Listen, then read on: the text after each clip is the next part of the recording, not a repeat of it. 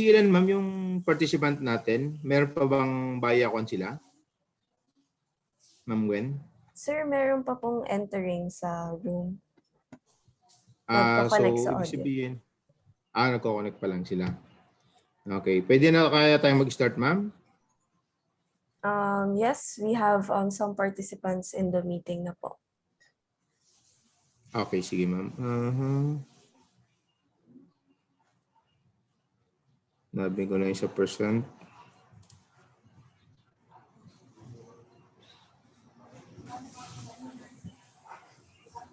Naka-account siya ma'am, naka-disabled. Yung host disabled participant screen sharing.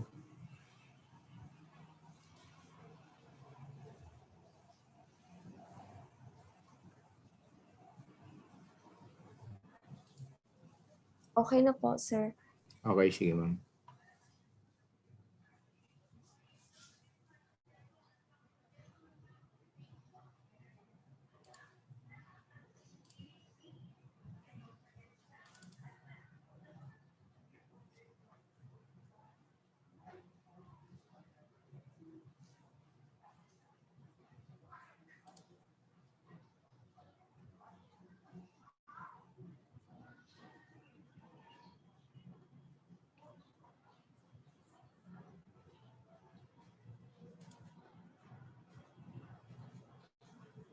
Ma'am Gwen, did pa ako mag-sign in?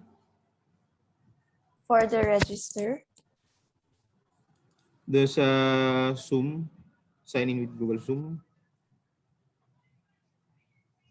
Sir, I gave you an access na po.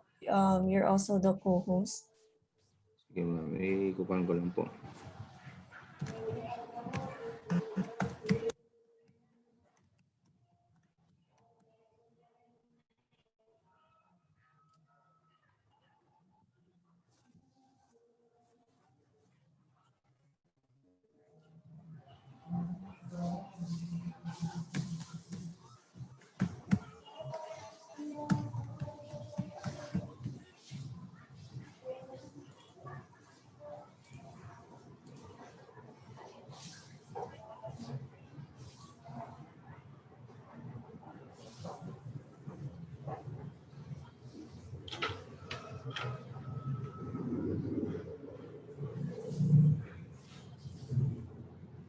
Wait lang ma'am.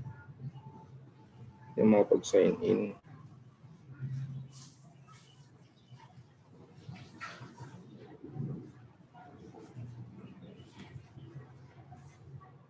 All right, so while waiting for Mr. Ronan to sign in, for those who just arrived in the meeting, we have just a few little reminders. So if you have not registered for this webinar session yet, kindly do so. I sent the link in the chat box. And this webinar session is being recorded for documentation purposes. Third, once you're in this webinar session and we're in the presentation of the speaker, we recommend that your web camera is on and also kindly mute your audio to avoid unnecessary noises. Then questions will be entertained after the speaker's presentation. If you have any questions during the presentation, you may raise your hand and we'll recognize you. And you may also unmute yourself, kindly introduce yourself with your name and then position and organization you represent. And aside from that, if there's a problem with your internet connection, you may also type them in the chat box. Don't forget to include your name and the organization and the position that you have in your organization that you represent, and we'll address these questions. So that's it. I hope we can all observe proper webinar etiquette at all times. Thank you.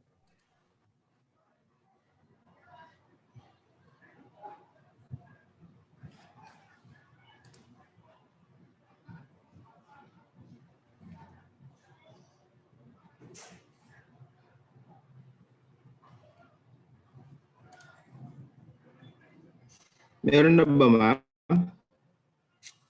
Yes po, sir. We can see Yung the mga screen. pag-share. Okay, sige ma'am. Yan ma'am, okay na po? Yes po, sir. Kita na po yung screen? Okay. So, Unang-una, magandang umaga sa ating lahat. Okay, so ang topic natin ngayon ay is about vegetable farming. So welcome sa ating mga participant through Zoom. Then maraming salamat sa pag-invite dahil binigyan kami ng pagkakataon na to present ng ating mga products. Then yung products at saka mga dapat nating malaman about vegetable farming. So ang oras natin is around 8:14 a.m. So ang meeting natin is more or less mga 2 hours at depende yan sa ating mga katanungan. Then kung may mga question po tayo, pwede nating ilagay sa chat box or after ng ating discussion ay pwede nating itanong para mas smooth yung ating product presentation. Okay? So, ma'am, itong mga participant po natin is a member of contract growers po ba ng East West or ano po? Some of our participants are coming from our members po sa AgriCo-op. Ay sa mismong sa Tumawini, Isabela? Okay. So, ibig sabihin more on production sila, right? Seed production sila, ma'am, tama? Member? Meron din po silang production po. Okay, sige ma'am. Then yung other participants natin ay saan po sila nakakon, ma'am? Agri-fisheries, mga ganun po yung kanila. Sa base po from the registration participants, we have some from crop science. Okay. We also have from mga credit cooperatives, but I'm not sure if they're here. But for the meeting, we have Pecuaria Development Cooperative, and we also have Panaw Sumilaw Multipurpose Cooperative, and we have Miss Marmin Cruz. I think she's from Tamal Nadu Crop Science, if I'm not. Okay. Oh, I'm sorry. She's from ALSE Macau. Okay, thank you, ma'am. Let's proceed. Then, yan.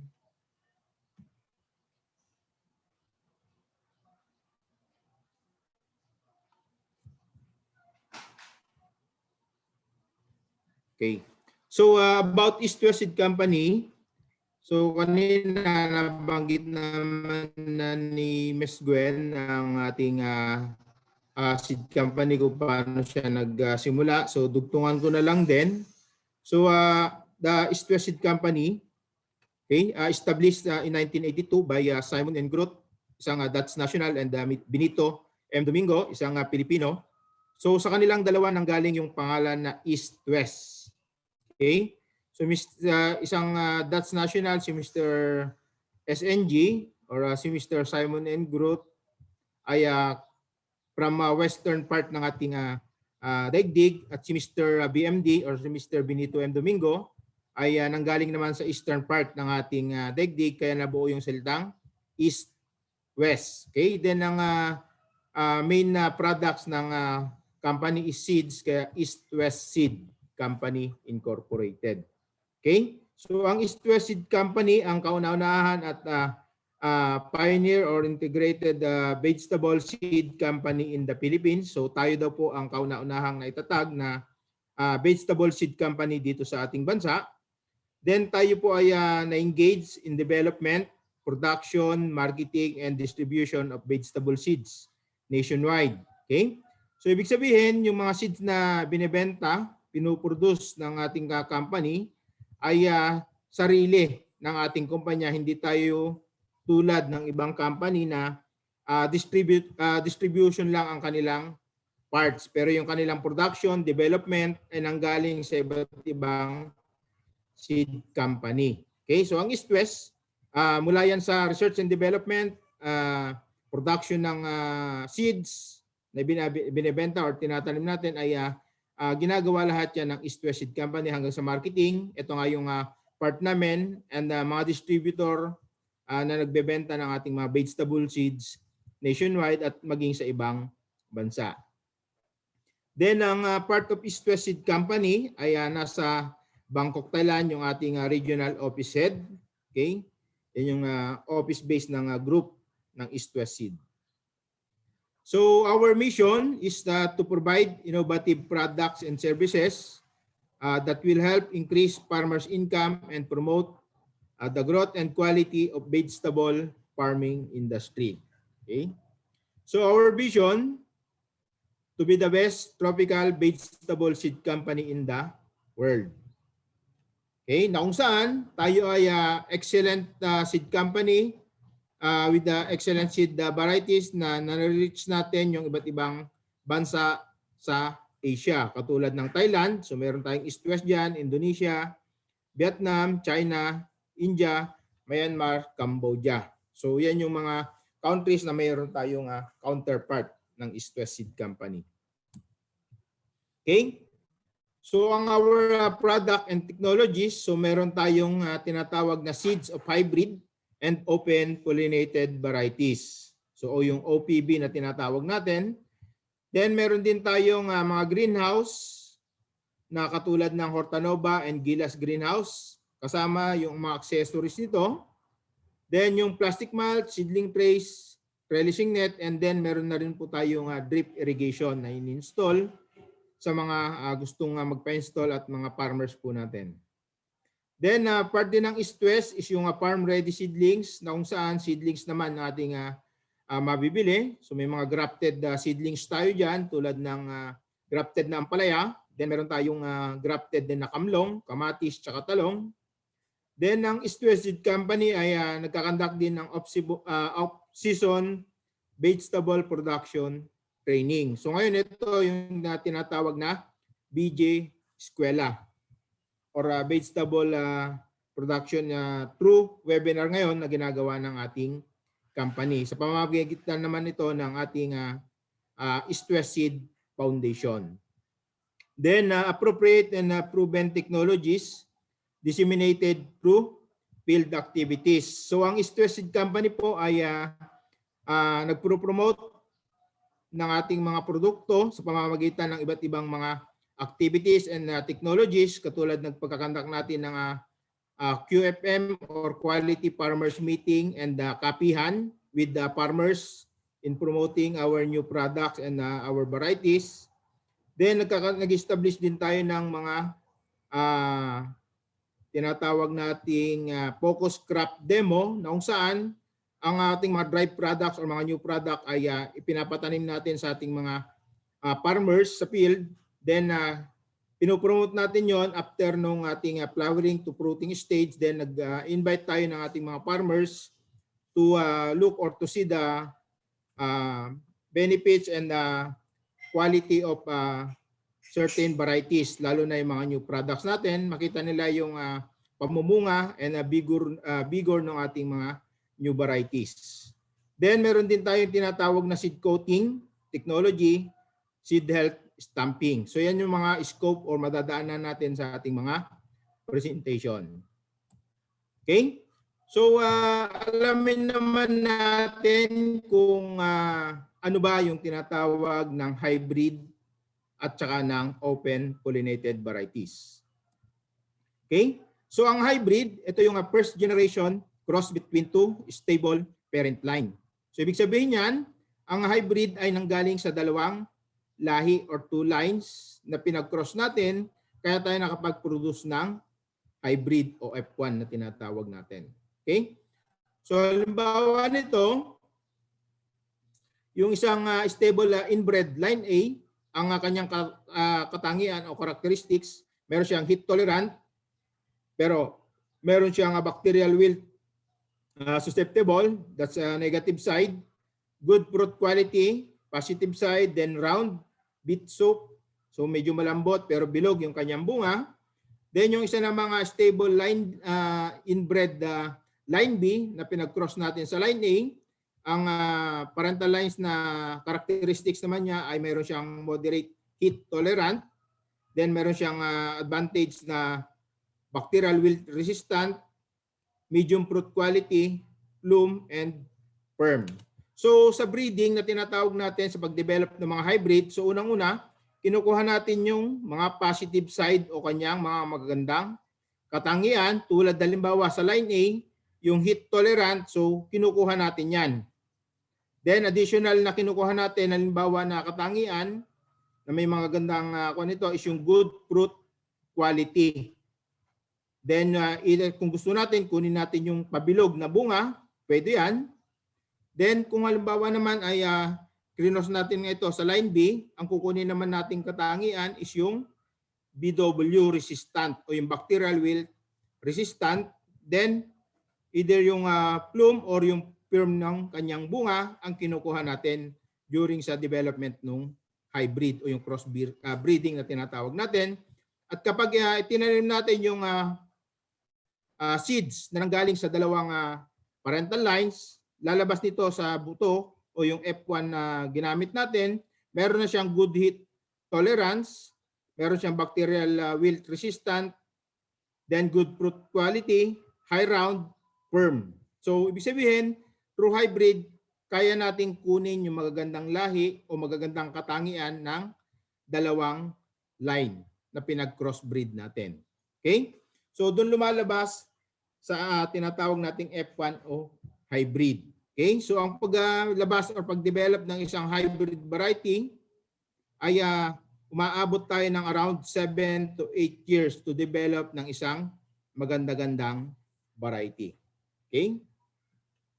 So ngayon, puntahan natin yung tinatawag nating open pollinated varieties. So ang open pollinated varieties are those varieties that are continuously propagated or maintained through open pollination of the same line or population. So example natin, so meron tayong mini-maintain na magandang klase ng sitaw o ng variety ng sitaw. Ibig sabihin, mini-maintain natin yung pinanggagalingan ng seeds, yun yung i-develop natin or kukunin natin ng bunga, yun din yung ating ibebenta via selection. Okay? So kung halimbawa magaganda yung kanyang bunga, so ganun ang ginagawa natin. Isang lahi lang yung kanyang pinanggagalingan at yun ang ating mga ibinebenta. So ang advantage pa nito, kumbaga sa mga seed grower sa palay, nagkakaroon tayo ng tinatawag na certified seeds na ibinebenta from parental lines to registered seeds. So yung ibinebenta naman natin ay certified na klase ng open pollinated na variety. Okay?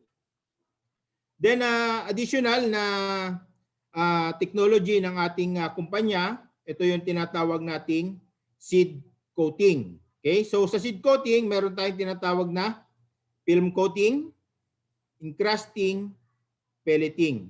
Okay? Kung makikita nyo or mapapansin nyo na yung ating mga vegetable seeds na binebenta sa market ay naka-film coating na siya. Okay? So yung encrusting, usually yan, ginagamit naman natin sa ating sibuyas. Then yung pelleting, then mas isang technology dito na pinapalaki natin yung isang seeds through pelleting. Kung halimbawa gumagamit din tayo ng mga machine, yan, nakakatulong siya para ma-minimize or ma-maximize natin yung ating seeds sa paggamit. Okay? So ano ba yung tinatawag nating film coating? So yung film coating na tinatawag natin, ito ay ang makabagong teknolohiya, new technology na pang-treat ng buto, na kung saan ang mga buto ng east to west ay nababalutan ng pestisidyo gaya ng fungicide para dagdag na proteksyon pag ito ay tinatanim na sa lupa. So ito yung 3 point of action ng film coating natin. So number 1, nire-release ang mga aktibong sangkap ng pestisidyo sa lupa. So ito po siya. Once nating madiligan, so nag-start na yung release ng pesticide. Okay? So direktang nasisipsip ng mga ugat ng halaman ang aktibong sangkap tulad ng fungicide. So pag nalusaw yung pesticide, so na-absorb na ng roots yan, nagkakaroon ng kumbaga sa gamot, nagkakaroon na ng protection yung seedlings na tumutubo. Then ang advantage nito, protektado ang halaman habang ito ay lumalaki. So it takes ng 15 to 21 days na meron na siyang protection. So ang iniwasan natin dito is yung pagkakaroon ng damping off during vegetative or seedling stage. So ito yung film coating technology natin. So kung mapapansin natin, meron tayong tinatawag na color coding. So sa red color, ang kasamang mga seeds natin dyan is yung tomato, mga upo, ampalaya, watermelon at saka ng corn. Then sa yellow code naman, ito yung ating sili, sweet pepper, then yung pumpkin o yung squash. Then yung sa blue, ito yung eggplant, patola, onion, and brassicas. Then sa orange naman, na coding is yung cucumber and melon. Okay, ano pa ba yung advantage ng film coating technology na tinatawag natin? So kung halimbawa, tayo ay nagpupunla, lalo na yung mga small seeded, para maiwasan natin yung halimbawa sa seedling tray, maiwasan natin na magka-doble-doble yung ating mga ipinupunla. So mas nakakatipid tayo sa paggamit ng seeds. Okay? Then mas pag nalaglag sa ating punlaan, so nare-recognize natin kaagad yung seeds or nakikita natin kaagad. Yun pa yung isa sa advantage ng film coating natin. Then additional technology ng ating company na ginagawa is yung tinatawag nating seed health stamping. So kung makikita natin ito sa mga can na binebenta ng ating company sa ating mga accredited na distributor o dealer, so meron na siyang logo na tinatawag na seed health stamping. Okay? So ang nakalagay dito, ibig sabihin no evidence of bacterial spot based on testing ng 10,000 seeds. Ibig sabihin po nito na yung tinesting na seeds ay wala po siyang kasamang bacterial spot na sakit o yung buto ay walang sakit yung ibinebenta po natin. Okay? Or hindi siya kasama or wala siyang seed-borne diseases. Na kung minsan, yung ibang farmers natin ay sinisisi yung seeds, so bakit daw may mga sakit yung ating mga tinatanim na halaman pagdating na sa level ng mga farmer po natin. Yan. So, ebidensya lang po yan na yung ating binebentang buto ay dumaan sa masusing pagsusuri at meron siyang seed health stamping. Okay? So, na-test sa iba't ibang uri ng sakit, tulad po niyan na hindi kasama yung sakit sa ibinebenta po natin. Okay? So ano ba yung advantage ng seed health stamping? So unang-una, para magkaroon tayo ng seed quality, siyempre po yung hybridity. So kung sa hybridity, makikita natin yan, 97%. Okay? Germination and vigor, so 85% yung makikita natin sa lata, minimum po yan. At siyempre po, yung ibinebenta nating buto dapat quality at walang kasamang sakit. So pag pinagsasama po natin lahat yan, ang binebenta nating buto ay seed quality o yung dekalidad ng mga buto. Okay? So ang advantage po ng health na seedlings, siyempre po, healthier seedlings, yung mga buto na binebenta natin, pag tumubo, malulusog, higher seedling survival. So mas mataas ang germination rate, higher yung population, ibig sabihin mas marami tayong maitatanim, mas nakakalis tayo sa expenses sa pagbili ng mga seeds. Then, syempre yung ating better yield. Dahil kung sa buto pa lang, mahina na yung kanyang pagtubo, kulang na yung buto nating tatanim, syempre, loss na sa ating yield. So, kapag maganda yung ating buto na binebenta, quality, siyempre yan, magkakaroon tayo ng better yield at better income. Okay? So, ngayon naman ay introduce ko po sa inyo yung mga products na nasa market na last year na inintroduce ng ating company. Okay? Ito yung mga nasa market na ngayon. So, unang-una dyan, yung ating legacy. Ang variety natin na legacy, ang tagline niya, mas pinaganda, mas pinatibay. So ang variety description po niya, maturity, ibig sabihin nito, days after transplanting. After transplanting natin, within 38 to 40 days, start na po tayong mag-harvest ng ating itinanim, ng bunga ng pipino. Okay? Yung kanyang plant vigor, so very strong po siya. Ang kanyang fruit color, medium to dark green. So makikita naman po natin dyan. Yung kanyang flowering habit, monoecious. Okay? So paisa-isa pero sunod-sunod po yung kanyang bunga. Paglabas ng mga sa may dahon niya, sa may sanga, so meron na siyang mga kasunod na bunga. Fruit weight po niya, tumitimbang siya ng 280 grams to 300 grams.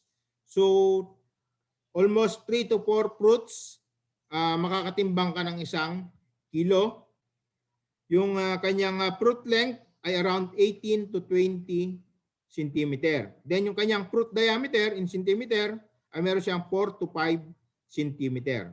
Ang advantage pa po niya, meron siyang resistance sa tinatawag nating downy mildew and Gemini virus. Okay? So ang unique selling proposition ng ating legacy, so mas better yung kanyang fruit quality. First cucumber variety in the market with resistance to bacteria, to downy mildew and Gemini virus. So yung ibang variety kasi, pag meron nitong sakit, siyempre po, nagkakaroon tayo ng reduction sa yield. Additional expenses sa mga pesticide na gagamitin po natin. Okay? This is a new medium dark green long cucumber with a strong plant vigor and highly female plant type. So mataas yung kanyang development ng female flowers. Okay? The fruits have good quality with a nice dark color and uniform shape. Okay? The yield of this variety is very promising as well. Okay? So ibig sabihin daw po nung ating legacy, ano po? So magandang klaseng pipino na oriental type yung kanyang kulay. Okay? So may mga pipino din po tayo kung alam po natin yung mga white color. So meron din po tayo, then meron tayong mga dark green color. Okay? So ito lang yung bago nating variety ng cucumber. Then after ng ating cucumber, so meron naman tayong melon. Okay? So Sweet Harmony F1. So ibig sabihin hybrid na variety po siya. At ang kanyang variety description, ang maturity po niya ay 55 to 60 days or 2 months after nating itanim. Start na po tayong mag-harvest. Then yung kanyang plant vigor ay strong. Ang kanyang fruit weight ay nagre-range ng 1.5 to 2 kilos per fruit. Yung kanyang fruit shape, high round. So advantage ito lalo na sa mga nagtatanim or nag-harvest before ng New Year. So yung sa mga mahilig sa bilog-bilog, yan. So pwede po siya. Sa mga traders po natin, then sa mga mamimili, hinahanap din po yan. Then yung kanyang fruit shape, high round, fresh color is orange. Yung kanyang balat, kung makikita po natin ay netted type. Then good aroma. Mayroon siyang tamis na around 10 to 12. Then yung kanyang shelf life more than 5 days after harvest. So marketable pa rin po yung kanyang bunga. Then meron din siyang resistance against downy mildew and Gemini virus. Okay? So yan yung advantage ng mga variety dinidevelop ng ating seed company. Meron siyang mga unique na katangian which is yung mga resistance against sa mga diseases. Okay? Then yung ating isa pang bagong variety na tomato, ang pangalan naman niya ay Garnet F1. So ang kanyang description, 70 to 80 days after transplanting, mag-start na tayo mag-harvest. Then yung kanyang fruit size ay 80 to 100 grams. Kung sabihin na natin 100 grams, 10 pieces lang po, ay pwede nang tumimbang ng 1 kilo. Okay? Yung kanyang fruit shape, high round, pabilog, parang Diamante Max. Then yung kanyang firmness is firm. Fruit color po niya, pag nahinog, ay red.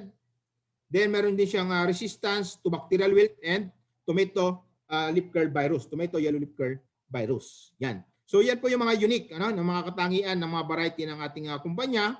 Kapag nagkaroon kasi ng sakit o yung lupa natin ay meron siyang sakit na bacterial wilt, so during flowering to fruiting stage ay dinadamage na niya or nilalanta yung halaman natin. Then kapag nangyari yon, so nagiging loss na sa ating yield. So possible maraming mamatay kung mahina yung variety natin against bacterial wilt. Then isa pang common na sakit ng tomato as yung tinatawag nating tomato yellow leaf curl virus. Na pag nangulot yung kamatis nating at early stage, so wala na po yung ibubunga, magbunga man ay maliliit na po siya. Okay? So doon pa lang, makikita natin na mga dinedevelop ng ating company ay mayroong kanyang mga resistance against sa mga diseases. Okay? Then ang kwan po natin dito, ang isa pang tinitingnan natin dito na dapat lang itanim kung may mga, kumbaga meron siyang seasonal na pagtatanim dito sa garnet po natin, the big fruited tomatoes for mid-elevation planting. So ibig sabihin po, nire-recommend po natin ito sa part po ng Nueva Vizcaya, part po ng Tagaytay, Calaca area sa Batangas, yung meron siyang mid-elevation category. Pag sa lowland po, trina-trial na rin po namin ito, pero sa ibang area po kasi ay may mga magagandang performance na rin sa mga lowland, pero mas maganda yung kanyang performance sa mid-elevation area, tulad po sa Nueva Vizcaya. This can also be planted in the lowland on the months of August to September, January, February, na kung saan ito yung mga papalamig na panahon o buwan ng ating bansa. The fruits are firm and red in color. Okay? So yan po yung garnet po natin, isang bagong variety po ng tomato na high round at mabibigat sa timbang, big fruited po natin. Okay? So next po natin, isa pang bagong variety din ng tomato. Ito naman po yung ating Jewel F1. Ang variety description po niya ay 65 to 75 days after transplanting, start na po tayong mag-harvest niyan. So mabibigat din or big fruited din po siya. So magre-range ng 80 to 100 grams per fruit. Fruit shape, plum naman siya. So medyo pahaba, hindi siya high round. Firmness, very firm. Fruit color po niya ay red. Then yung kanyang resistance ay meron siyang intermediate resistance sa bacterial wilt and tomato yellow leaf curl virus. Okay? So ito naman ay ang marketing position po natin dito ay pang mid-elevation din po. Then pang lowland during October to December. Ito din yung malamig na buwan. Okay? Then bukod sa mga tomato natin, so meron din tayong tinatawag na pumpkin, okay? O kaya naman ang variety name po niya ay Sophia F1. So ang variety description po niya, 70 to 75 days or 2.5 months, mag-harvest na po tayo. Yung kanyang plant vigor ay very strong. Ang fruit shape po niya, short peanut, parang mani. Okay? Yung kanyang rind color ay black chest green. Fruit length ay 12 to 16 cm. Then less than 1 kilo yung kanyang timbang. So ibig sabihin to, maganda ito sa mga local market, isang lutuan, kumbaga, pang isang bunga, pang isang lutuan na natin. Then yung kanyang flesh color ay deep yellow. Then meron din siyang intermediate resistance sa squash leaf curl virus. Okay? The new small fruited butternut variety with excellent eating quality, smooth and sticky, early and high yielding variety. So pinakamababang bunga kada isang puno ay 3. So depende po yan sa ating management. Okay? So any question so far? Check po natin sa chat box. Baka po may mga tanong. Ma'am Gwen, may mga question po tayo dyan. So far, Sir Ronan, wala pa naman po. Wala naman pong clarification, ma'am. Maybe we could start having a few question and answer portion. Would anyone want to raise a question in the first part of presentation of Sir Ronan? Para bago po tayo dumako naman sa iba pang varieties natin. All right, so it seems that we have one question here from Sir Nolan from Panaw Sumilaw. He asked, do you have program on organic vegetable production? Okay, thank you for the question. So far po, meron lang po tayong ginagawa is yung nagkakandak po tayo ng seminar or training by webinar na tinatawag din po natin. Ito yung kinakatawan ng ating East West Seed Foundation na kung saan dinidiscuss po nila yung about sa pwedeng yung organic vegetable production training. So nagkakandak din po sila yan. Pero kumbaga, yung program na yon is para dun sa ating tinatawag na organic or sa mga participants natin na willing to go under organic program o yung production na guidelines sa pagtatanim or using the organic technology.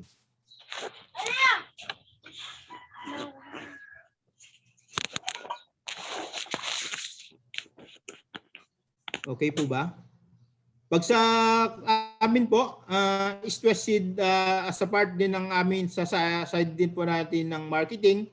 So pwede naman po natin gamitan ng organic organic technology o yung natural farming na tinatawag po natin. Okay? So kung sa amin po as sa part po ng farmer, kung ang hinahanap ng ating mga farmers ay yung maganda-gandang kita or income, so a little bit po nakakatulong yung paggamit na po nila ng mga organic materials tulad po ng mga organic fertilizer, then yung mga organic na pesticide. So may nag-start na rin po yan, pero more on inorganic pa rin po yung ginagamit po nila sa technology ng ating mga farmers, lalo na po sa commercial. Any question pa po or clarification po?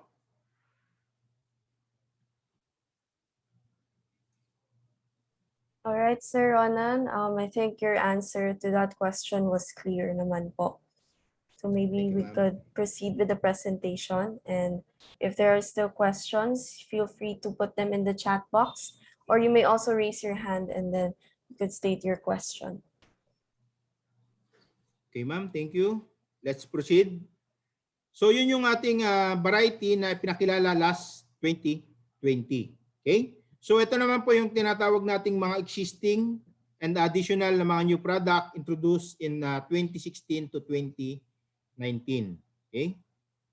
So kung familiar na tayo sa ating mga pumpkin, so pag bumibili tayo ng mga big fruited na kalabasa sa ating market, sa mga trading center or sa palengke, isa na sa mga nabibili natin is yung Bella F1 o yung pumpkin natin na Bella F1. So ang kanyang variety description, fruit size, so meron siyang 4 to 6 kilograms. Then ang kanyang fruit shape ay flat round. Maturity almost 3 months after transplanting. Then ang advantage pa nito, yung kanyang eating quality ay good. So maligat, sticky kung tawagin natin. Yung kanyang fruit height ay around 12 cm. Then yung kanyang diameter o yung kanyang bilog is around 21 to 23 cm. Yung kanyang flesh, yung kanyang kapal ay around 5 to 5.5 cm. Then yung kanyang flesh color ay orange. Then meron siyang intermediate resistance sa squash leaf curl virus. Okay? So kung mapapansin natin, mas nagpo-focus yung ating company sa mga resistance sa mga disease, pests and diseases. Okay? So yan yung ginagawa ng ating company para mas maging productive, mas malaki yung magkitain, maganda yung production ng ating mga farmers sa larangan ng pagtatanim ng mga vegetable na tinatanim po nila. Okay? So bukod pa po sa ating Bella F1, so meron naman tayong Pia F1. So ang variety description po niya, ang timbang po niyan ay is around 1 to 2 kilos. Okay? So 1 to 2 kilos. Then yung kanyang fruit shape is dumbbell type. Maturity ay 2.5 months. So mayroon siyang very good eating quality. Sticky po. Then fruit height ay 15 to 20 cm. Then yung kanyang diameter is around 10 to 13 cm. Then yung kanyang flesh thickness is around 2 to 2.5 cm. Yung kanyang flesh color is orange. So ito na naman yung ating katangian niya. So meron siyang intermediate resistance sa squash leaf curl virus. So meron siyang intermediate resistance na tinatawag. Okay? Then bukod doon kanina sa Sweet Harmony natin, so meron din tayong isa pang na-introduce noong 2019, yung Melody F1. So ang kanyang variety description, okay, yung bricks po niya in terms of percent ay meron siyang 9 to 11%. Fruit weight, mas mabigat po siya compare dun sa Sweet Harmony. Yung kanyang fruit height is around 15 to 17 cm.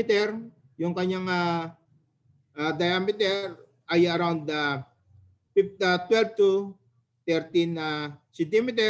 Din yung kanyang net development. So hindi siya masyadong makikita yung net na tinatawag sa balat ng ating melon. Then flesh thickness niya around 2.3 to 2.5. Yung kanyang flesh color ay orange. So meron siyang medyo mabango yung aroma niya. Then yung kanyang flesh firmness ay firm. So makikita natin, yan yung hinahanap ng mga traders natin. Dapat firm, compact yung kanyang laman. Improve shelf life, 6 to 7 days. So kahit 7 days na siya after harvest, ay marketable pa rin po siya. Then ang kanyang resistance, meron siyang resistance against Gemini virus and tinatawag na DM. Okay? So bukod doon sa ating melon, ay may mga bago din tayo na develop na mga yard long bean o yung mga sitaw, wall beans kung tawagin din ng iba. Ang advantage or ang description ng ating makisig, maturity po niya ay 45 or 48 to 50 days, 1.5 month always ay dito maturity niya ay 48 to 50 days. So almost 1.5 months, nag-start na tayo mag-harvest. Then yung kanyang plant vigor ay very strong. Pod length po niya more than half meter. So 58 to 60 cm yung kanyang haba. Yung kanyang pod diameter ay 0.78 to 0.8. Pod texture po niya smooth. Then yung kanyang kulay ay dark green. Yung kanyang pod straightness ay mahaba. So papasok siya sa class A na tinatawag natin in terms of sorting ng or classification of vegetable. Fleshiness, moderate flesh to fleshy. So meron din siyang tinatawag na resistance against copy mosaic virus. Okay?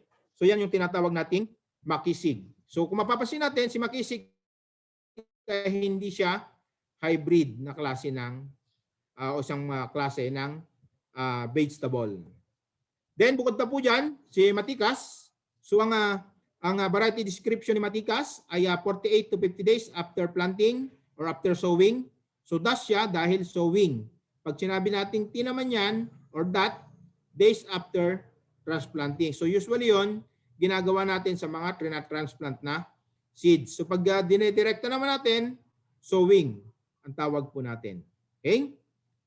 So plant vigor, very strong. Pod length po niya is 55 to 60 cm. Pod diameter niya, okay? So almost parehas lang ang katangian nila ni makisig. So sa pod color po niya, nagkuhan lang din po dito na mali lang din to. Pero mas, kuhan po siya, mas light ang kanyang kulay sa kanyang pod color. Okay? Pod straightness, so diretso siya na mahaba dahil 55 to 60 cm. So So categorize siya as class A. Okay? Fleshiness, fleshy siya. Then meron din siyang intermediate resistance sa cowpea mosaic virus. Okay? Then meron din tayong tinatawag na French beans na kung saan yung iba ang akala nila lahat ng beans ay beans bagyo. Karamihan daw ay tinatanim sa matataas na lugar o beans, bagyo beans kung tawagin ng iba. Dahil ang company natin ay isang magandang kumpanya, so nakakapag-develop po tayo ng pwede nating itanim sa mid-elevation to lowland elevation na taniman po ng vegetable. So ang sagana, ang kanyang variety description po are around 1.5 months. Mag-start na po tayong mag-harvest after sowing. Then yung kanyang plant vigor ay strong. Pod length po niya is 14 to 15 cm. Pod texture po niya ay smooth. Ang kanyang pod color are light green. Then fleshiness po niya ay fleshy. Seediness, moderate lang, hindi siya masyadong mabuto. Straightness, straight po siya. So yan po yung kanyang variety description. Then bukod po sa mga beans, sa mga French beans natin at saka dun sa ating yardlong bean, so meron din tayong tinatawag na sweet supreme, F1 o tinatawag nating sweet corn. At ang pangalan ng variety ay sweet supreme. Okay? So ang kanyang variety description, ang kanyang maturity, days after sowing po o paglagay natin ng seed sa lupa, 75 to 78 days. Pwede na po siyang i-harvest. Depende po sa panahon kung medyo mainit po yung pagtatanim natin during the planting season ng sweet corn. Pwede po siyang malesen yung days. Okay? Pwede mag 73 hanggang 75 days lang. Okay? Then yung kanyang plant vigor ay strong. Kernel color po niya ay yellow. Ang length, ito, yung haba, ay 18 to 20 cm. Then yung kanyang diameter o yung kanyang bilog is around 4.5 to 5.2 cm. So number of rows ay 16 to 18 kernel rows. So yung pong kanyang bilang ng hiralya ng butil. Okay?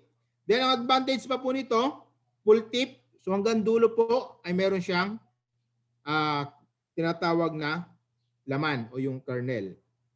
Eating quality, so matamis po siya na klase ng mais. Sweet corn, ang pangalan ay Sweet Supreme F1.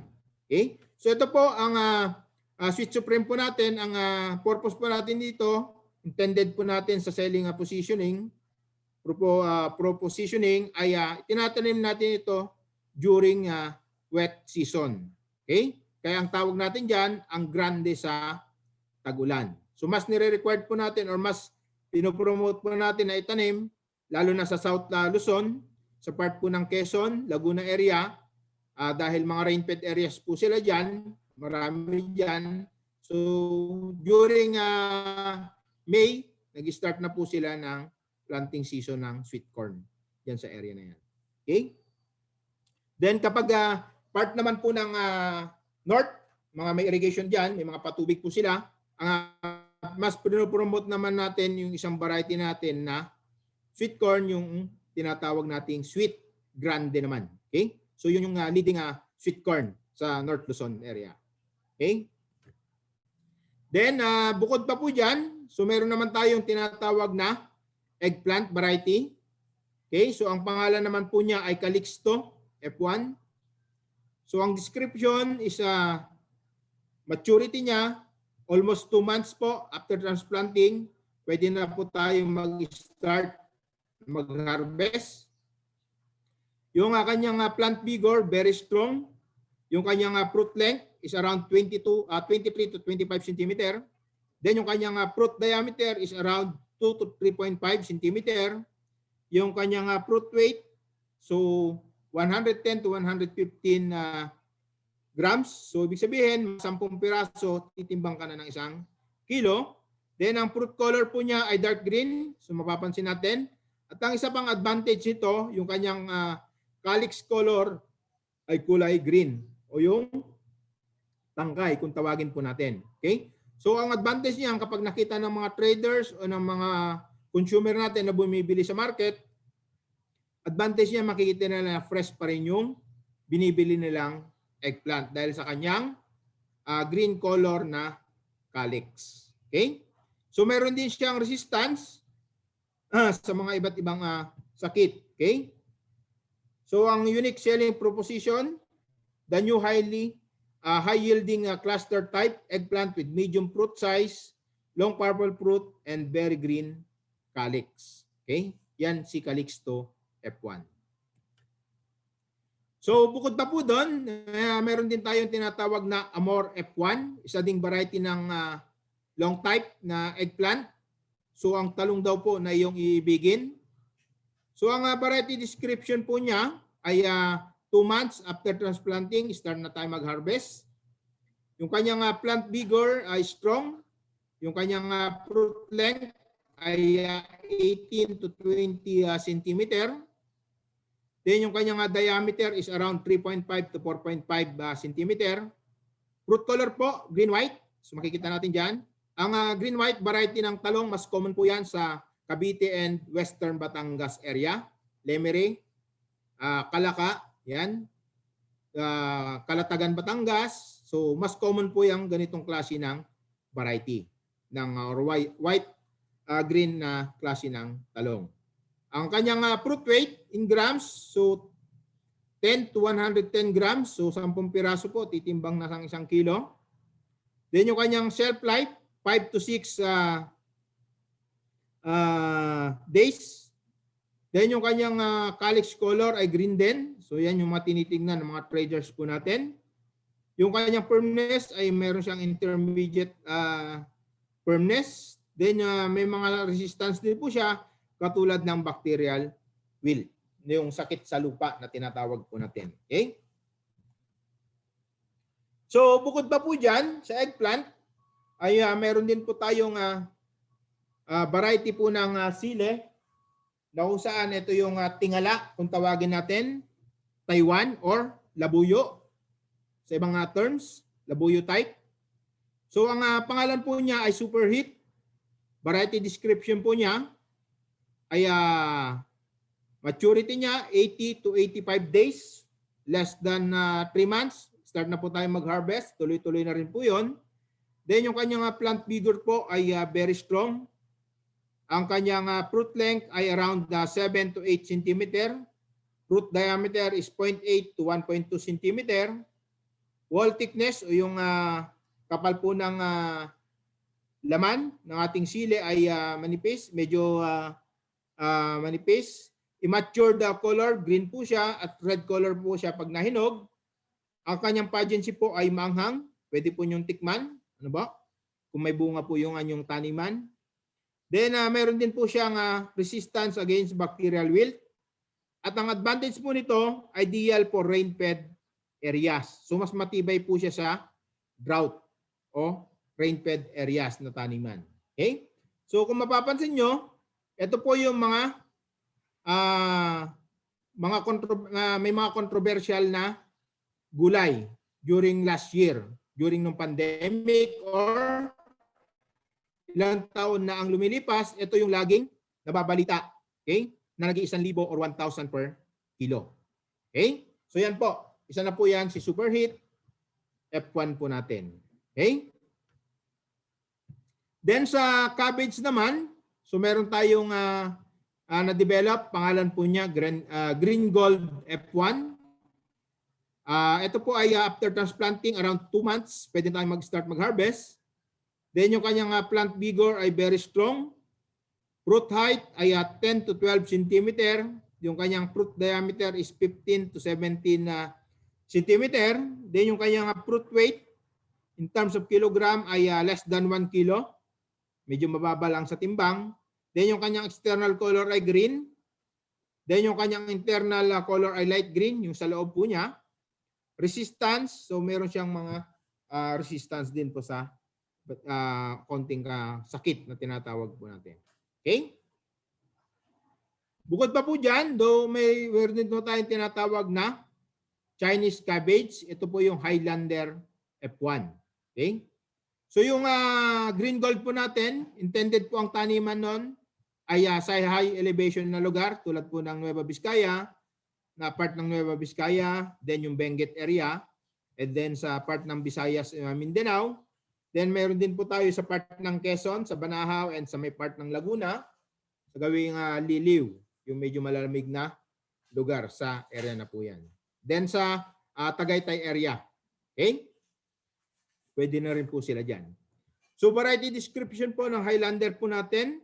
Maturity days after transplanting is around 2 months and 5 days. Outer color po niya, dark green. Inner color po niya ay yellow sa loob pag chinap po natin yan. Then yung kanyang head shape, bullet type. Ang kanyang head size, nagre-range po ng 1.5 to 2 kilos. Compact po yung kanyang laman. Yung kanyang height is 18 to 20 cm, then diameter is 10 to 12 cm. Okay? So ito po yung pang highland ng mga variety po natin. Okay? Then, so bago po tayo dumako sa other products po natin, baka po may clarification or question. Ma'am Gwen? Would anyone want to raise a question? Oh, we have one here from Mr. Antolen Tabayag. So he asked, may I know your cabbage for lowland? Ano daw, ma'am? Sabi po niya, may I know your cabbage po for lowland? Okay. Or their So as cabbage of for now, opo. As of now po ay wala pa tayong na-develop ulit na cabbage for lowland. Dati kasi meron din po tayo medyo flat ground. Pero ongoing po yung mga trials po natin para sa lowland cabbage. Pero ito po ay intended po yung cabbage nating dalawa, yung green gold tsaka yung Chinese cabbage natin na pang highland din po sila. Okay? Any more question po? Are there any more questions?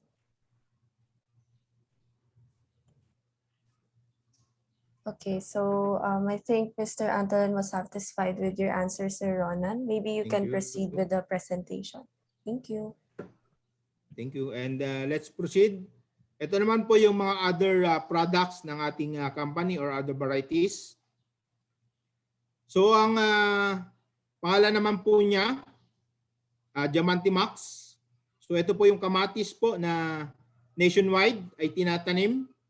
Nationwide. Okay? So kung mapapansin nyo, ito na po yung ating nabibili sa local market. Either sa mall, ito na po siya. Ang pangalan po niya ay Diamante Max. Na kung mapapansin nyo, ang advantage ng ating Diamante Max, okay? So kahit 2 weeks mo na siyang na-harvest, matigas pa rin siya, firm pa rin po siya. Hindi siya madaling masira or mabulok. Okay? Yun yung isa sa mga advantage ng ating Diamante Max na kamatis. So kahit halimbawa 2 weeks na siya at gusto pa po natin siyang ulamin or iluto, so pwede pa or press pa rin po siya yung ating Diamante Max na tinatawag. So ang katangian pa po nito or description ng kanyang variety, 2 months po after transplanting, start na po tayong mag-harvest. Fruit size po niya, 50 to 70 cm. Okay? Fruit shape, high round, firmness, very firm po siya. Fruit color po niya ay red. Then meron siyang resistance against bacterial wilt, tomato yellow leaf virus. Okay? So ito na po yung kamatis na common na nating nabibili sa market po natin o sa mga bilihan po ng gulay. Okay? Then, bukod pa po dyan, so meron din tayong Taiwan type or Labuyo type na sili, tingala, kung tawagin po natin. Ang pangalan naman po niya ay Red Hot F1. So ito naman po ay 70 to 75 days, 2.5 months. After nating maitanim yung seeds o yung seedlings, okay, mag-start na po tayo mag-harvest. So ito po yung kasama doon sa controversial na sili at namimidya pa, ano po? Namimidya pa ng ating mga media man sa ating industry. Okay? Dahil ito yung mga sili na nag-1,000, mas mahal pa sa mga karne ng baboy. Okay? Yung plant vigor po niya, very strong. Ang kanyang fruit length is around 7 to 9 centimeter. Yung kanyang immature color ay dark green. Matured color po niya ay red. Pungency po ay manghang talaga siya. Okay? High po yung kanyang pungency. Then, bukod pa po dyan, so meron naman tayong siling pangsigang. Ang pangalan naman po niya ay Django Dos. Ang kanyang variety description ay around 65 to 70 days. Yung kanyang plant vigor ay very strong. Ang fruit length po niya ay 16 to 22 cm. Then ang kanyang diameter ay 1.5 to 1 cm. Wall thickness, thin po siya. Immatured color, high green, light green po siya.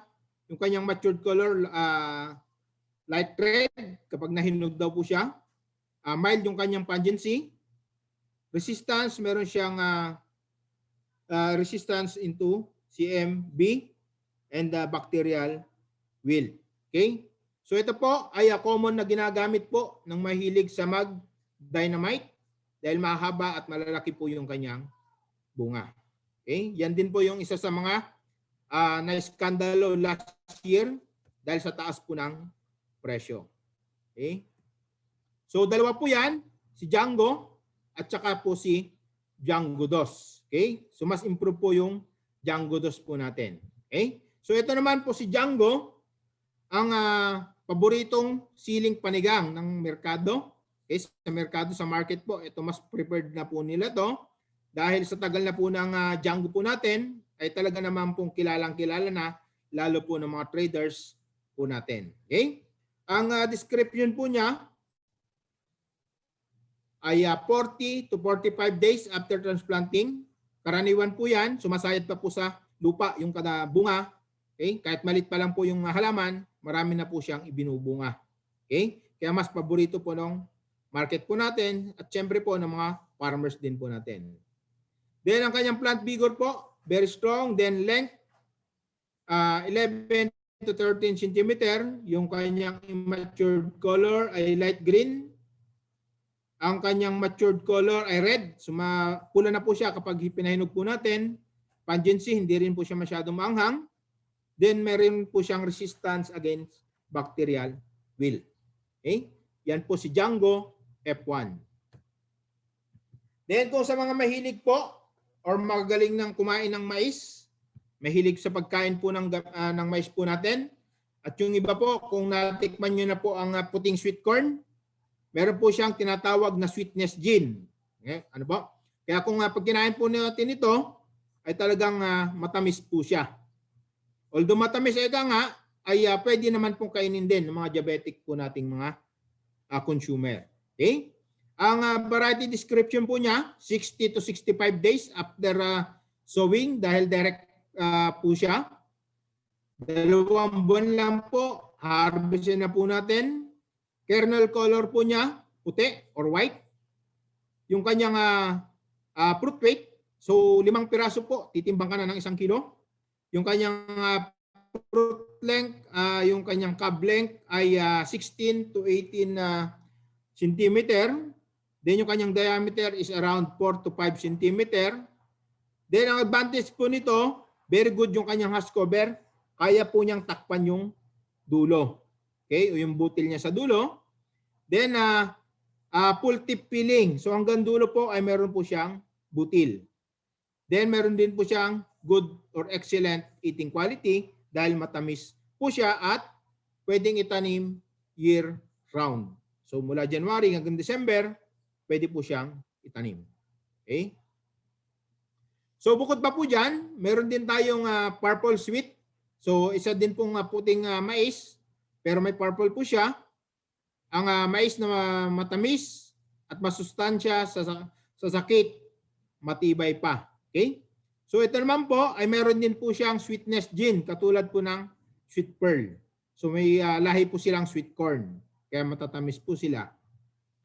Then ang maturity po nito, days after sowing, 65 to 67 days, 64 days, pwede na po siyang i-harvest.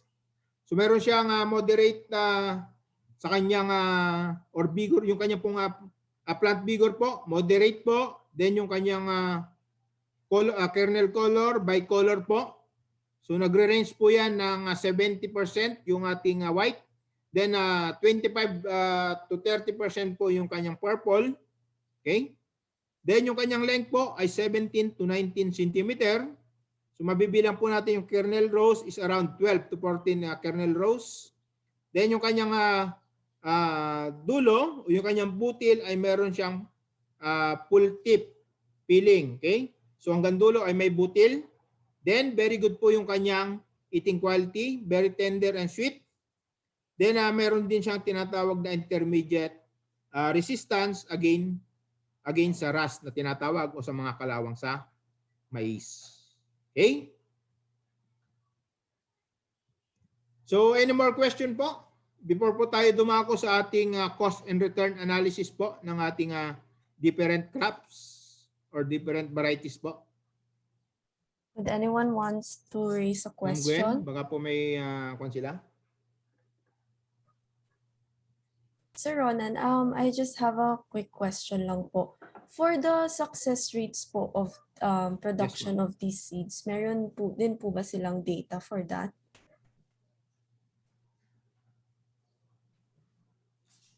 Na production kwan po? Opo, yung success rate. Since Paano kwan ma'am, yung sa production na kwan? Sa mga seeds po, na-mention po kasi nila, di ba po, may mga seeds na applicable for lowland, for midland. Meron din po ba tayong data kung Yes po. ilan percentage ang nagiging successful na maitanim? Since protected din naman po sila sa virus. Yes ma'am. Usually naman po sa data kasi mas common na po kasi dyan is yung sa mismong ang nagbibigay kasi ng halimbawa do sa mga data po na yon, yung sa kwan po nila is yung sa mga nagtra-trials po namin ma'am na part or department katulad po ng product development support. So sa kanila po kasi usually nanggagaling yung ating data na nakukuha. Then kasama din po mamaya yung sa ating i-present yung ating cost and return analysis, yung possibility na pwedeng i-harvest per potential na kinikita or basically kung minsan mas mababa po yung estimate namin based doon sa actual at saka doon sa actual na nagiging pricing doon sa market po natin ma'am. Okay po sir, thank you po. We'll wait na lang po for the presentation. We also have another question from Sharkacho. Sige po. Where can we buy the seeds? Meron din po ba ito through online? Okay. So meron po. Nasa Lazada po tayo.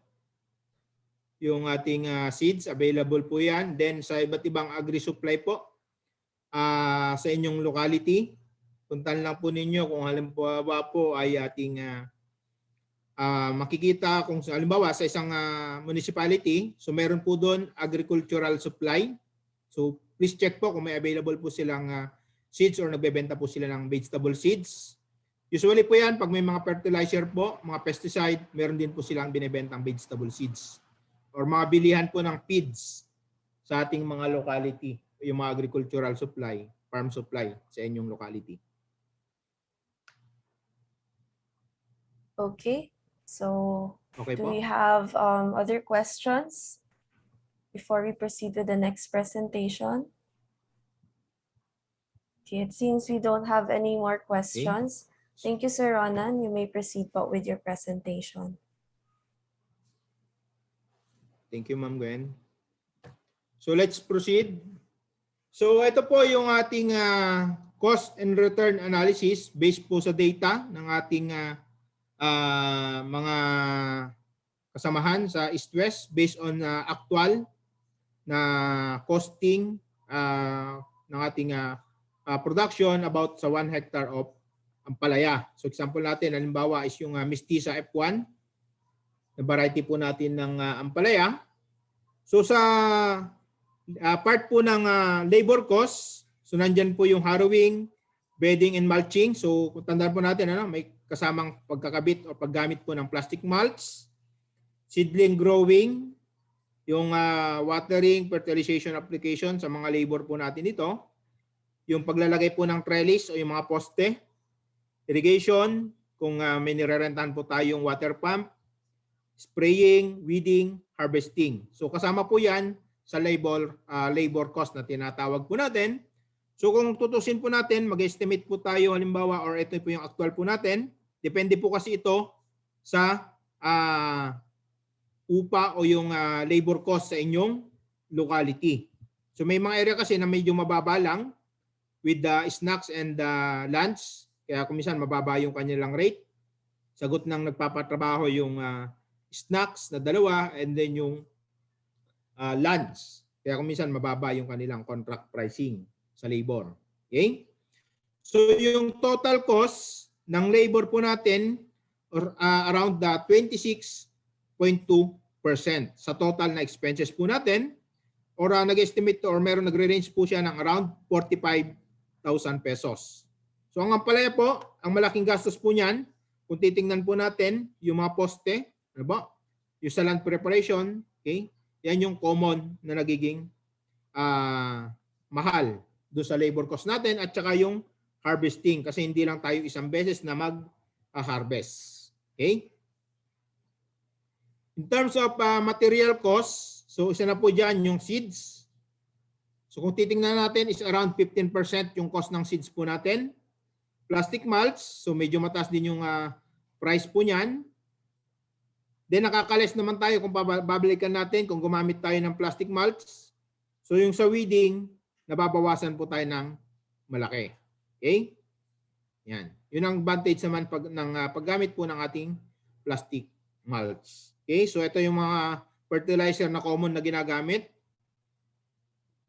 Then yung insecticide, so meron dyan po yan, mga fungicide o yung mga pesticide, mga kawayan, yan, bukawi, yan. So yan mga materials po natin, wire.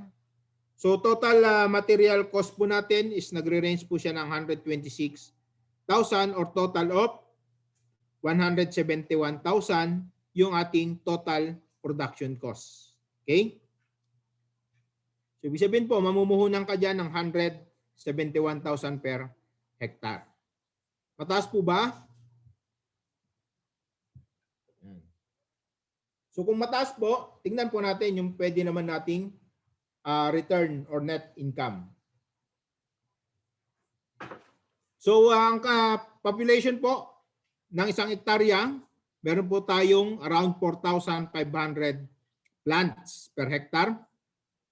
Then yung yield per plant, so isang puno daw po pwedeng umani ng 6 kilograms.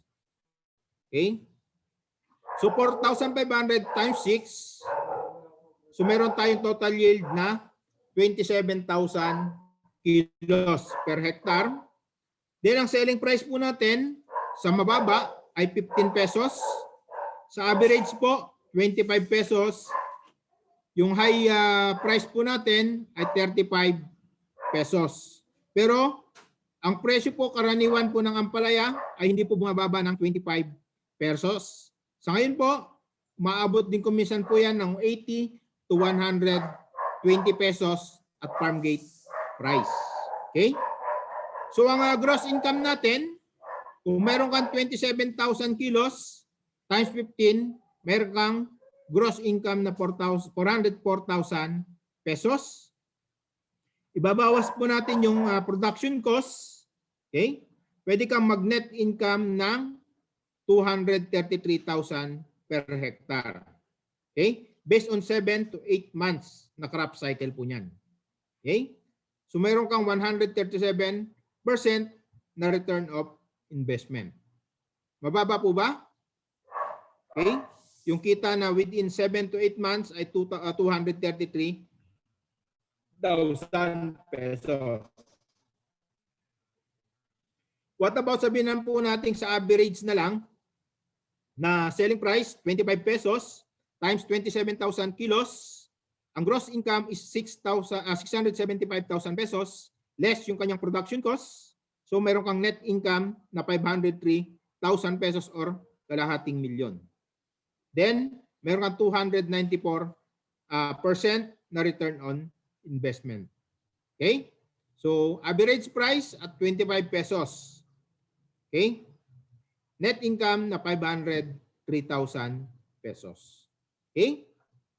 Within 7 to 8 months na pagtatanim po ng ampalaya. Okay? Next naman po natin, tomato. Sample po natin dyan is Diamante Max. So ang total labor cost po niya in 1 hectare ay 105,000 o 44%. Okay? Then yung ating material cost, 134,000. So meron tayong 240,000 almost na production cost sa isang hektarya ng kamatis. So mas malaki yung production cost ng kamatis po natin.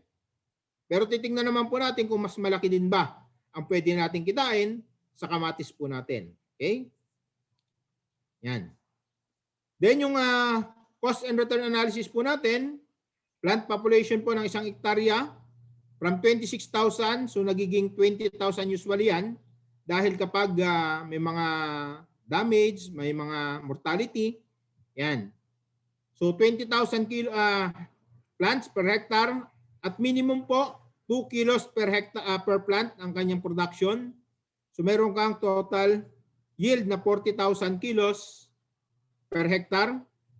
Ang selling price po 10 pesos, 15 pesos and 25 pesos. So ngayon po dito sa Nueva Ecija, ang selling price po nila ngayon sa Nueva Ecija o sabihin na nating farm gate price ay nagre-range po ng 10 to 12 pesos dahil overproduction po ngayon. Kumisan po ay talagang napakababa ng presyo ngayon dito sa north area ng Nueva Ecija, ng North Luzon area, Nueva Vizcaya, Nueva Ecija. Okay? So mababa po ang cost ng kamatis po ngayon.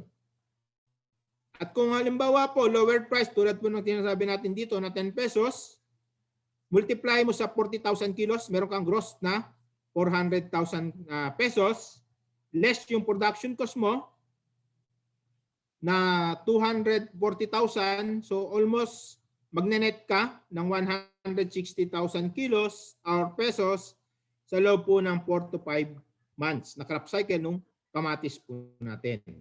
Okay? So, meron kang 67% return of investment. Then, bukod pa po dyan, kung sa average price na 15 pesos, so pwede kang mag-net income ng 360,000 pesos or 150% doon sa ating return of investment. So pwede na po ba yung 360,000 at 15 pesos per kilo? Okay? So tingnan po natin. Ano? What about 25 pesos po? Farm gate price. Multiply by 40,000 kilos. So pwede kang mag-gross na 1 million. Gross income o yung napagbentahan mo sa total. Less 239,960 na production cost. Then pwede kang mag-net income ng 760,000 or 316.74% return of investment. So ibig sabihin po, dapat wag bababa ng 6 pesos yung iyong mapagbebentahan para ikaw ay kumita. Ito po yung break-even price na tinatawag po natin. So nagtanim ka, namuhunang ka, hindi ka kumita, break-even lang. Okay? Lumabas lang din yung puhunan. So what more kung ang farm gate price is 100 pesos no, per kilo. Nangyari po yan last year, part po ng Calaca, Batangas. So natutulog na po doon yung mga traders. So kung 100 pesos po, so possible po yan na i-multiply lang po natin yung 160,000 okay, sa 10. Yun ang possible na pwede natin kitain kada isang hektarya po ng kamatis. Okay? Next naman po natin ay yung cost and return analysis po ng isang hektaryang talong. Either Morena, Fortuner po, pwede po dyan. So ang labor cost po sa talong ay 72,600 at ang kanyang material cost ay 103,000. So ang total production cost po natin sa talong ay 175,920. So ngayon, titingnan naman po natin yung kanyang analysis. So cost and return, kung sa mababang presyo po, ang populasyon ng kada isang hektarya, so meron po tayong 18,000 plants. Sabihin na po natin na 2 kilos lang din yung nakuha nating bunga kada puno. So meron kang 36,000 kilos na yield per hectare. At selling price po, 5 pesos, 15 pesos, at saka po 25 pesos. Okay? So sa 5 pesos po, multiply by 36,000 kilos, so meron kang gross na 180,000. Okay? Production cost mo, 175, pero kikita ka lang ng 4,080. Sa loob po yan ng 10 to 12 months. Lugi. Ano po?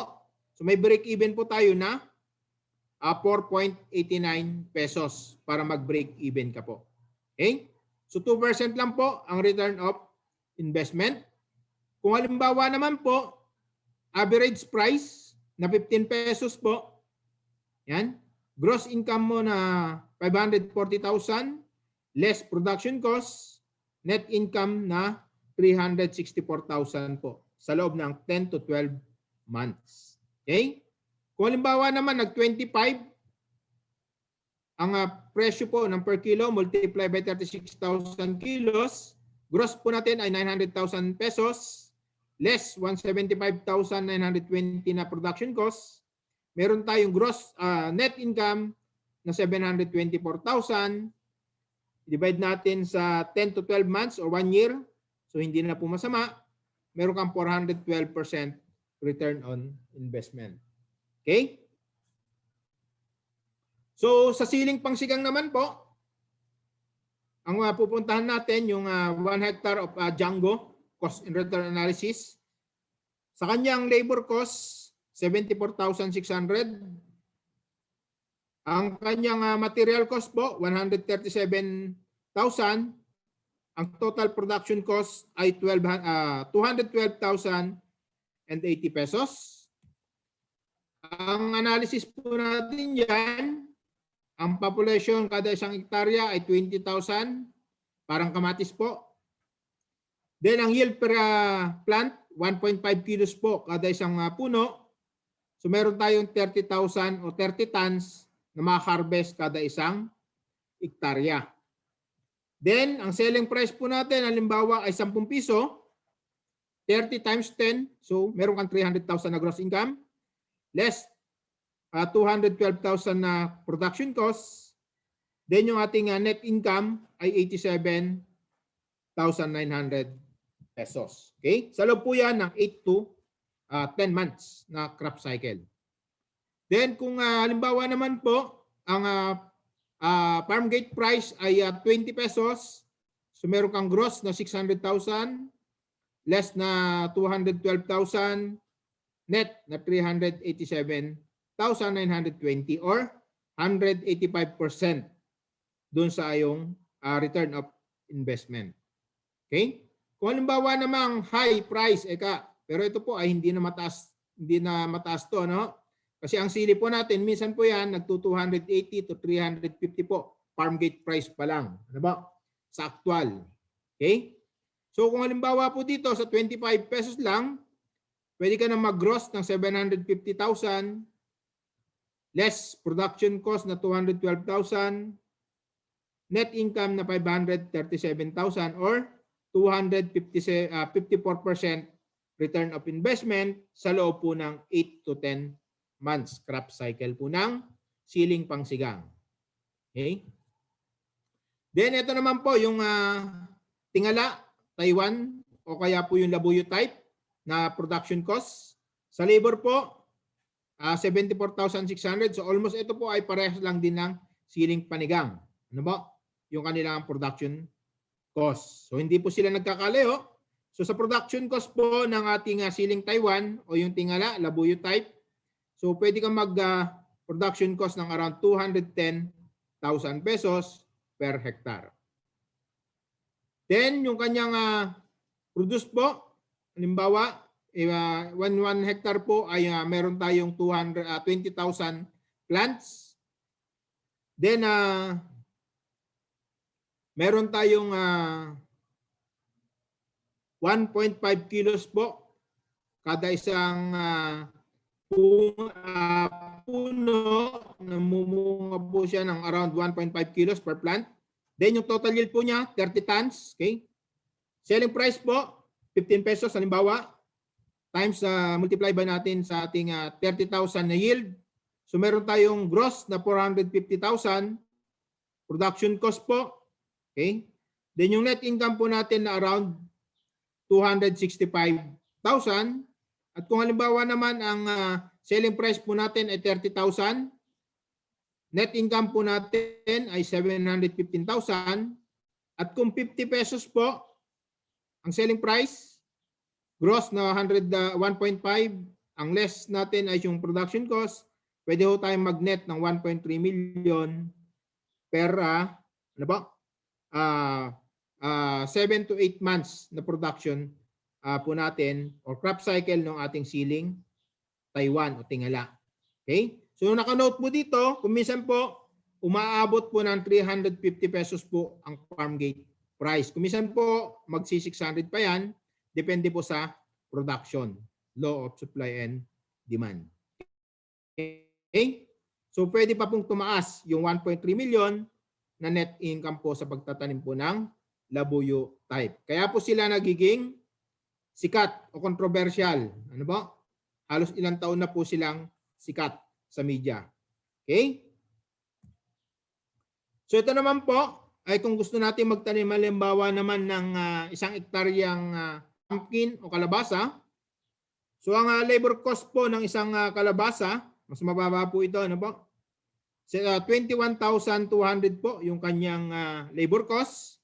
Yung kanyang material cost is 49,000. Ang total production cost po ay 70,000 pesos.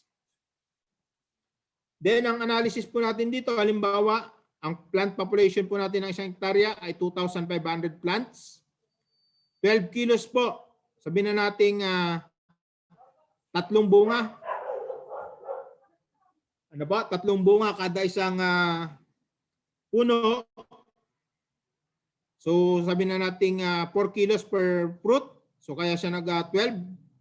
Okay, kung minsan po ang timbang po ng isang bunga ay umaabot pa po yan ng 6, 8, 13 or 15 kilos. Depende po sa location. Halimbawa sa Biskaya po, kung minsan po yan, nagre-range po yan ng around 12 kilos pa po sa ibang area pag malalamig na lugar. Then ang total yield po natin ay 30,000 kilos. Nabili po sa farm gate na 5 piso. Then meron kang gross income na 150,000 less production costs. So 79,690 po yung ating net income or 113% return of investment po. So yan po ay sa loob ng 4 months na crop cycle ng pumpkin. Okay? So kung halimbawa naman po, nabenta mo ng 10 pesos, so meron kang net income na 229,000 per hectare. At kung 12 pesos naman po, pwede kang mag-net income ng 289,000 pesos per hectare or 412% return of investment. Okay? Then ito naman po, halimbawa naman sa watermelon. So watermelon naman po, pwede kang gumastos sa labor cost ng 26,400. Then sa material cost is 73,000. Ang total production cost po natin ay around 99,865 per hectare. Then yung analysis po natin dito, halimbawa sa 1 hektarya po, 6,000 or 6,000 plants. Yield per plant po, 5 kilos. Sabihin na natin 1 piraso lang po ang pinabunga natin kada isang puno. Okay? Total yield po niyan, 30 tons. Nabili po ng selling price yung 8 per kilo po ng watermelon. So meron kang gross na 240 less yung production cost na 999,000. So pwede kang kumita ng 140,000 sa loob po ng 3 months. Okay, sa watermelon. Then kung naging 10 pesos po yan, pwede kang mag-net income ng 200,000. And then kung high price po, pwede kang kumita ng 260,000 or 260% return of investment. Okay? So yan po yung ating mga cost and return analysis about po sa different crops. Ano po? So any question or clarification po? Bago po tayo mag-proceed sa iba pang kwan. Yes po. Sir Ronan, we have a question again from Mr. Nolan. Opo. Pwede po ba kami makahingi ng noting presentation ng cost and return analysis?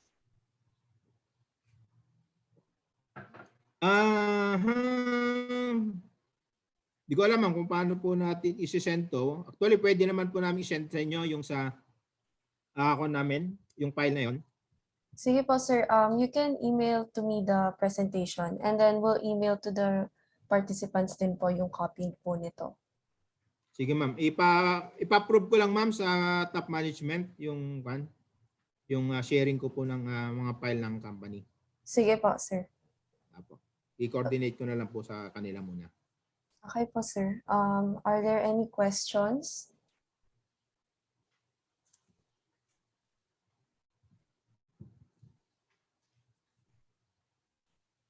Sir Ronan, is this the last part po of your presentation?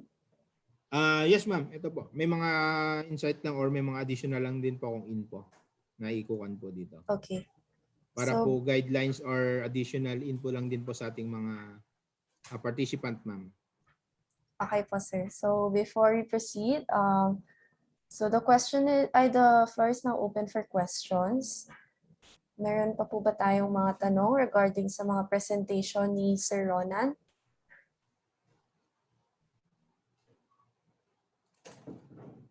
Ma'am Gwen, may kwan ba tayo dyan? May screenshot din? Pa-email na lang din po ako ng request ng pa-request po ako ng kwan. Kung meron po tayong screenshot, para send ko lang din po sa ako namin. Documentation, like picture po, sir? Yes ma'am. Apo. Okay. Sige po. Since mamaya po pag wala po silang mga question na. Okay. Would anyone else? Okay. We have Sir Noland again. Do you have a buyback program about how about consolidation po? Yung pong farmers produce po ba yung tinatanong po niya kung binibili po ng company? Yes daw po, sir. Yes, ma'am. So, kung sa production po, sa mga local po natin, so unang-una po ay hindi na po mahirapan yung ating mga farmers na magdala ng kanilang mga products. Lalo ang unang-una po ay yung ating mga binebentang seeds na pinoproduce ng ating mga farmers ay unang-una po kilala sa mga traders po natin. So mismo traders na po ang pumupunta sa mga farmers sa field po natin. Then wala po kasing program ang company na bilhin yung mga produkto ng ating mga producer o mga farmers na in terms of production, ano po, yung binebenta po nila yung mga bunga.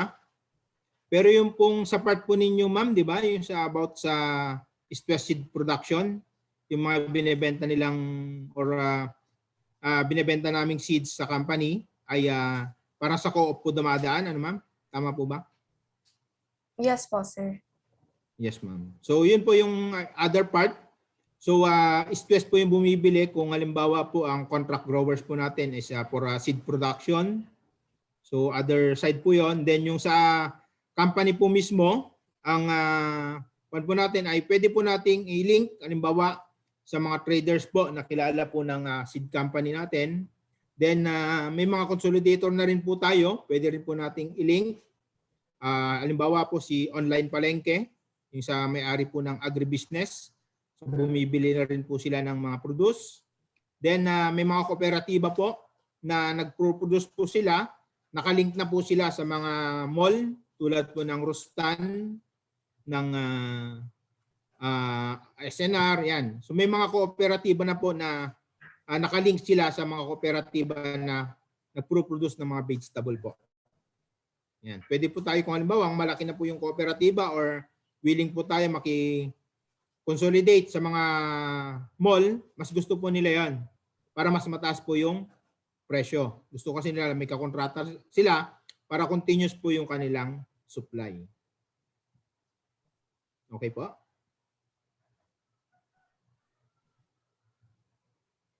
Does Sir Nolan have, oh, okay. He's satisfied with the answer po, Sir Ronan. So, Thank you, ma'am. are there any questions po? So it looks like we've covered all of our questions. Mr. Ronan, is there anything else you would like to cover po before we wrap up this session? Then we would have a picture taking. Sige po. Okay, ma'am. Additional lang po para po sa kaalaman ng lahat. Ano po? Additional kwan po natin. So kung gusto po natin, halimbawa, about sa production po natin, pwede po tayong bumisita. Unang-una po, yung Plant Doctor Online. Ito po siya. Kung kita po natin lahat. Yung ating Plant Doctor Online. So, ng East West Seed Company. Then, yung East West Seed Foundation, PH. Ito po yung nagkakandak po ng training po natin. Sa ngayon po, through webinar po sila. So, meron din po tayong Grow How, eastwestseed.com, crop guide. Mamaya ikukang ko po ito, i-present ko din dito, i-share ko po yung screen. Then yung sa Facebook po ng ating seed company para updated po tayo, www.facebook.com/eastwestseedph. Then kung gusto po natin ng mga aktual na binibideo ni Sir Mike the Vegueman, kung yung paglalagay halimbawa ng plastic mulch, ano ba yung mga fertilization, yan. So pwede po nating pasyalan, ito po sa YouTube. Diba? Yan. So, share ko lang din po, halimbawa, itong kay Sir Mike. So kung makikita po natin dyan, so may mga interview po yan na ginagawa Sir Mike the Vegueman kung paano po yung pagtatanim ng iba't ibang crops, paano may mga management. Then yung tinatawag nating Grow How. So ito po yung crop guide na tinatawag po natin. So halimbawa po dyan, yung crop guide po natin. Okay. So technical guide, halimbawa yung cucurbits. So halimbawa po yung pupuntahan po natin yung pamilya po ng cucurbits. Ito po siya. May mga vines po siya. Yung cucurbits po natin. Meron po silang hiwalay na bulaklak, isang female at isang male flowers. Yung female po, yun yung may buko na tinatawag natin o yung may lumalabas na mga bunga. Yan. Yan po yung pamilya po ng cucurbits. So halimbawa po, solanaceous naman yung gusto nating puntahan. Andyan po yung mga sili, kamatis at saka po talong. Okay? Kung halimbawa naman mga brassicas, so yan po usually yung mga leafy natin. Then yung legumes po, yung mga beans, yan. So yan po yung mga legumes po natin. Okay? Kung halimbawa po, gusto nating puntahan yung cucurbits. Puntahan natin halimbawa yung ampalaya. So click lang po natin yung ampalaya.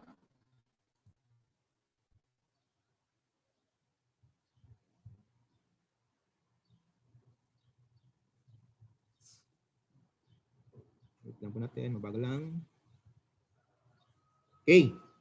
So pag clinic po natin halimbawa yung ampalaya, okay? So ito na po yung crop guide ng ampalaya o yung bitter gourd. Yan. So makikita po natin dyan sa site po na yan yung ating planting distance. So kung titingnan po natin, okay, yung planting distance po ng kada puno, so ito po 50 cm po. Okay, yung hill na tinatawag po natin. Then yung kanal po, pwede siyang 50 centimeter. Okay? Then yung gagapangan nila, 2 meters po, plus 1 meter, 1 meter, so 4 meters po. Yung total bed nung dalawang ampalaya po natin. Then, yung plastic mulch o yung bed po niya, meron siyang 1 meter wide. 30 centimeter po yung kanyang taas. Then, ito po yung nire-recommend nating mga fertilization. Okay? During sa pagtatanim po natin ng ampalaya. Okay? So bukod pa po dyan, ito rin po yung pwede nating pasyalan pa dito sa mga kanan. Nandyan na rin po yung pag-aalalagay po natin ng or pag-i-irrigate, yung fertilization application. Yan.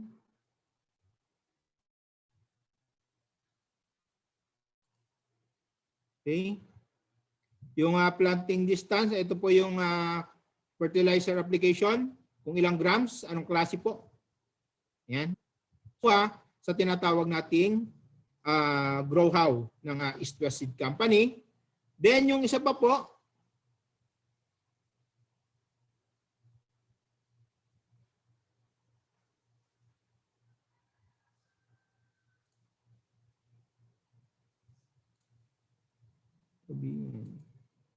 okay.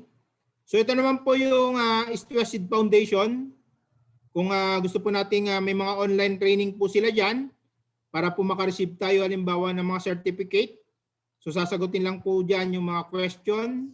So kailangan po nating i-view or panoorin yung mga videos po dyan. Then may mga certain question po dyan. Okay? As completion dun sa ating training dyan din po sa East West Seed Foundation. Then yung sa Plant Doctor Online po, so ganun din, puntahan lang po natin yung crops. Halimbawa na gusto po natin, sample po is yung kamatis. So pag clinic po natin, puntahan natin kamatis, lalabas po yung parts po ng kamatis. Okay? So merong dahon, buong halaman, roots, then yung fruits, stem. So halimbawa po gusto nating puntahan yung dahon. Okay? Yan.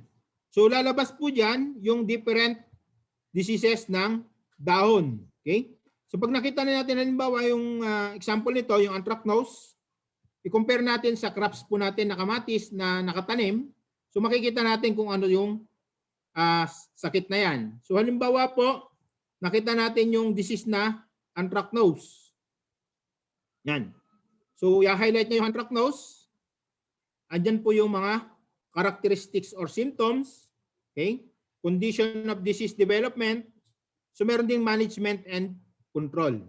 Okay? So, yan po.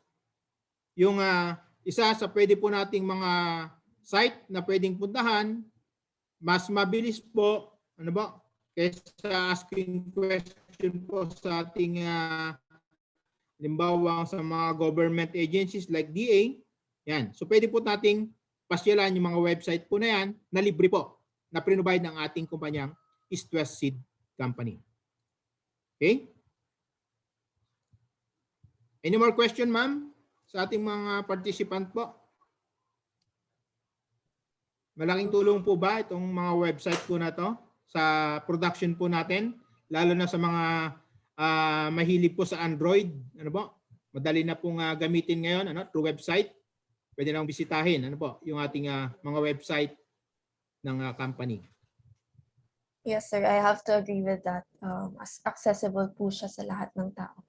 And user-friendly din po yung mga websites nila. So it looks like we've covered all of the questions. Thank you again, Sir Ronan. And on behalf po of sir, may we request po to end your screen share lang po. May isi-share lang po kami.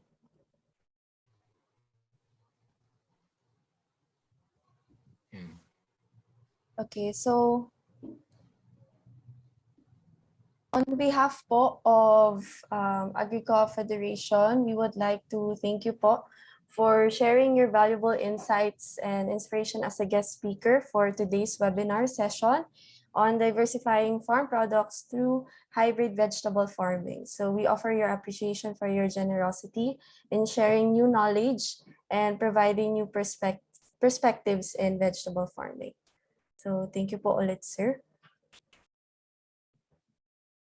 And for now, let's have a photo. Let's have a photo shoot or picture. So may we request you, ma'am. everyone to turn on their cameras.